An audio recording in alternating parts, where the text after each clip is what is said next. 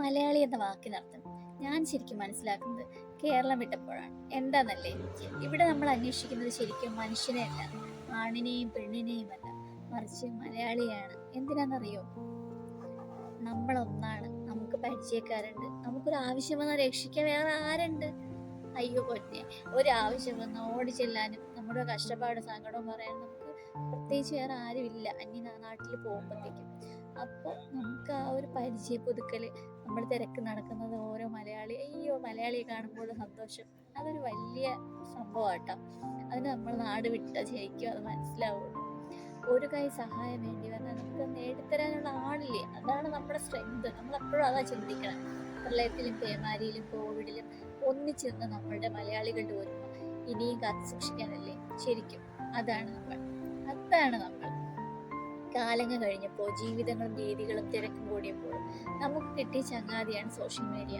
ഗുണവും ദോഷവും ഒരുമിച്ചുണ്ടെങ്കിലും നമ്മളൊക്കെ ചിലപ്പോൾ കുറ്റം പറയാറുണ്ട്, കുട്ടികളെല്ലാം സോഷ്യൽ മീഡിയയിലെല്ലാം അതെല്ലാം ഫോൺ ഉപയോഗം കൂടിയതുകൊണ്ടാണ് ഈ കുട്ടികളെല്ലാം പാഴായി പോകുന്നതെന്നും പഠിക്കാത്തതെന്നും അങ്ങനെയൊക്കെ പറയുമെങ്കിലും അതിനൊത്തിരി ഗുണവശമുണ്ട്.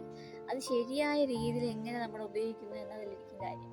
എത്രയോ രോഗികൾക്കാണ് ചുരുക്കം ദിവസങ്ങൾ കൊണ്ട് ലക്ഷങ്ങൾ വാങ്ങി നമുക്ക് അവർ രക്ഷിക്കാൻ, സർജറി നടത്താൻ കഴിഞ്ഞു. ജയിലിലായിരുന്നവർ രക്ഷിക്കാൻ കഴിഞ്ഞു. അടുത്ത് പാവപ്പെട്ടവരെ സഹായിക്കാനും അവരുടെ ആ ഒരു പ്രശ്നം നമ്മുടെ പ്രശ്നമാക്കിയെടുത്ത് നമുക്ക് അവരുടെ രക്ഷിക്കാൻ കഴിഞ്ഞില്ല. നമ്മൾ ഒറ്റക്കെട്ടായി നിന്നിട്ട് ലക്ഷ്യം നേടിയ നമ്മുടെ ഓരോ രൂപ, അല്ലെങ്കിൽ 10 രൂപ, 1000, 10,000, ലക്ഷം, കോടികളായിട്ട് നമുക്കത് ഒരുമിച്ച് കൂട്ടി അവരെ രക്ഷിക്കാൻ കഴിഞ്ഞിട്ടുണ്ട്. ഇപ്പോഴും നടക്കുന്ന കാര്യം. അതൊക്കെ ചെയ്യുന്നവരെ ഞാൻ സല്യൂട്ട് ചെയ്യാണ് ശരിക്കും. അതുപോലെ സാമ്പത്തിക ബാധ്യത കൊണ്ട് എത്രയോ ആൾക്കാരെന്നറിയാം ആത്മഹത്യയുടെ പറ്റിലേക്ക്. ശരിക്കും അത് അനുഭവിച്ച്, സാമ്പത്തിക ബാധ്യത എന്താണെന്ന് അനുഭവിച്ചതൊക്കെ അറിയാമോ? ഒരിക്കലും മനസ്സമാധാനമില്ല, ഉറക്കമില്ല, നാളെ എന്തെന്ന് ചിന്തിച്ച് സമാധാനമില്ലാത്ത കുറേ ആൾക്കാരാണ്. അവരൊരു പ്രശ്നത്തിൽ അറ്റം പറ്റി നിൽക്കുമ്പോൾ നമ്മൾ കൊടുക്കുന്ന ഒരു സഹായം അവർക്ക് അത്രയും വലുതായിരിക്കും. അവരെക്കുറിച്ച് ചിന്തിക്കാത്ത ആൾക്കാർ കാണുമായിരിക്കും. പക്ഷേ ഞാൻ എൻ്റെ യൂട്യൂബ് ചാനൽ തുടങ്ങിയത് അത്തരത്തിലുള്ള ആൾക്കാരെ സഹായിക്കണം എന്നുള്ള ലക്ഷ്യം കൊണ്ടാണ്.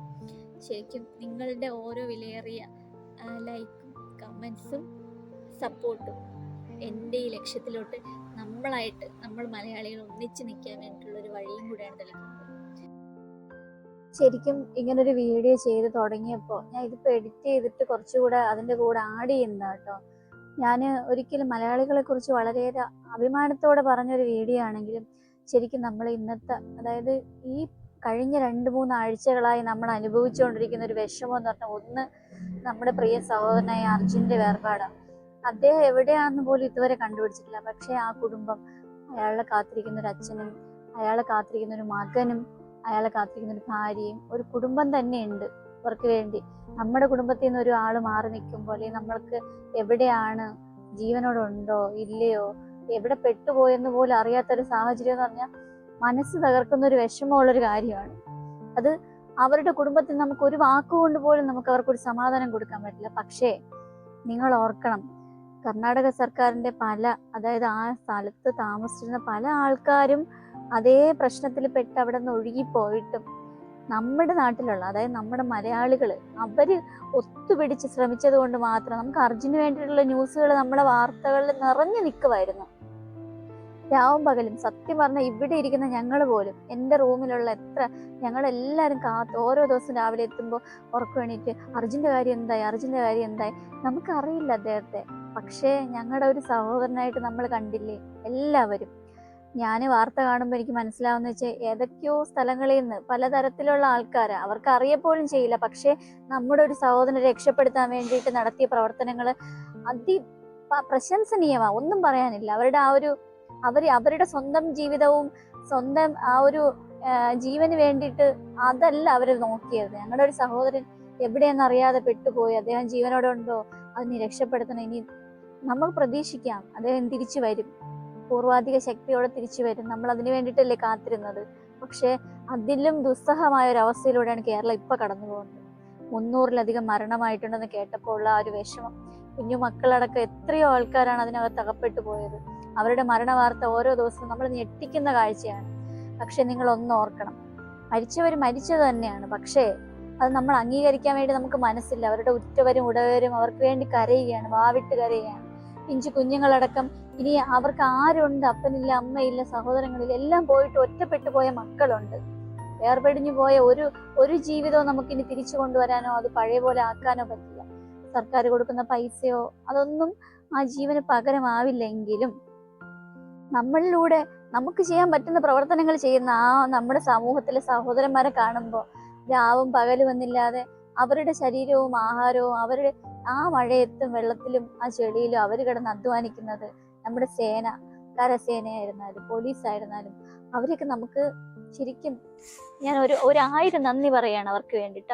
അവർ അനുഭവിക്കുന്ന ഒരു വിഷമം, സ്വന്തം ജീവിതം പോയിട്ടായിരുന്നാലും ഞങ്ങളുടെ സഹോദരങ്ങളെ രക്ഷിക്കണം. മണ്ണിനടിയുന്ന ഒരു സഹോദരനെ എടുക്കുന്ന ആ ഒരു വീഡിയോ കണ്ടപ്പോൾ ശരിക്കും കണ്ണ് നിറഞ്ഞു പോകുന്ന അവസ്ഥയായിരുന്നു.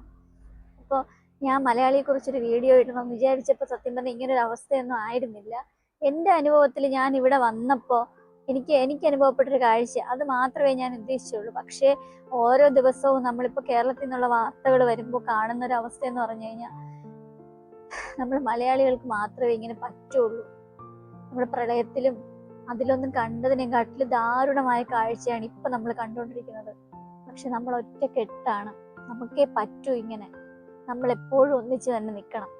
ഏത് പ്രശ്നം വന്നാലും എന്ത് ദുരിതം നമ്മളെ ബാധിച്ചാലും നമ്മളിൽ ഒരാളാണ് ആ പെട്ടുപോയത് വിഷമത്തോടെ ആയിരിക്കുന്നതെന്ന് കരുതാനുള്ളൊരു മനസ്സുണ്ടല്ലോ, അതാണ് എപ്പോഴും നമുക്ക് വേണ്ടത്. ഇനി വളർന്നു വരുന്ന കുഞ്ഞുങ്ങളെയും പഠിപ്പിക്കേണ്ടതും ജാതിയോ മതമോ ഒന്നും അല്ല. അവരുടെ സമൂഹത്തിൽ അവർ വളർന്നു വരേണ്ടത് ഒരു നല്ലൊരു മനുഷ്യനായിട്ടാണ്. മക്കള് സഹോദരങ്ങളെ കണ്ടു വേണം വളരാൻ. പരസ്പര സഹകരണവും സ്നേഹത്തോടെയും അതിജീവനത്തിന്റെ പാതയും പഠിപ്പിച്ചു വേണം അവരെ വളർത്താൻ. അതാണ് നമ്മൾ ആ കുട്ടികൾക്ക് വേണ്ടി, ഇനിയുള്ള തലമുറയ്ക്ക് വേണ്ടി നമ്മൾ പറഞ്ഞു കൊടുക്കേണ്ടത്. ഒരു ജാതിക്കും ഒരു മതത്തിനും ഒരു വേർതിരിവിനും ഒരു കറുപ്പിനോ വെളുപ്പിനോ ഒന്നും നമ്മളെ സഹായിക്കാൻ ഒന്നും പറ്റില്ല. രാഷ്ട്രീയമില്ല, വേർതിരിവില്ല. നമ്മൾ ഒറ്റക്കെട്ടായി നിൽക്കുന്നത് ഒരു പ്രശ്നം വരുമ്പോൾ മാത്രമല്ലേ. അപ്പോൾ ഇത് ശരിക്കും നമുക്ക് അവർക്ക് വേണ്ടി പ്രാർത്ഥിക്കാം. അവർക്ക് വേണ്ടിയിട്ട് ഒരു കാര്യങ്ങളും നമുക്ക് ചെയ്യാൻ പറ്റിയില്ലെങ്കിൽ ദൂരെ ആയിരുന്നാലും ആ കുടുംബങ്ങൾക്ക് വേണ്ടി അവർക്ക് സമാധാനം കിട്ടാൻ, അവർക്ക് ആഹാരം കൊടുക്കാൻ ഇപ്പോൾ പല സ്ഥലങ്ങളിൽ നിന്നായിട്ട് അവർക്ക് വേണ്ടിയിട്ടുള്ള ആഹാരവും വെള്ളവും വസ്ത്രവും എല്ലാം കരുതി കൊടുക്കുന്നതെന്ന് വെച്ചാൽ നമ്മളും അതിൻ്റെ ഒരു ഭാഗമായിട്ട് നിൽക്കുന്നത് കൊണ്ടാണ്. നമ്മളിൽ ഒരാൾക്കാരാണ് അതിനകത്ത് പെട്ടുപോയെന്നുള്ള ചിന്ത കൊണ്ടാണ്. അപ്പോൾ ഒരിക്കലും നമുക്ക് തളരാതെ കൈകോർത്ത് നിൽക്കാം. ഈ സൗഹൃദവും സ്നേഹവും ഈ ഒരു കാലത്തോളം, ഈ ഭൂമി ഉള്ളിടത്തോളം മലയാളികളിൽ ഉണ്ടാവും. അത് ഉണ്ടാകണം.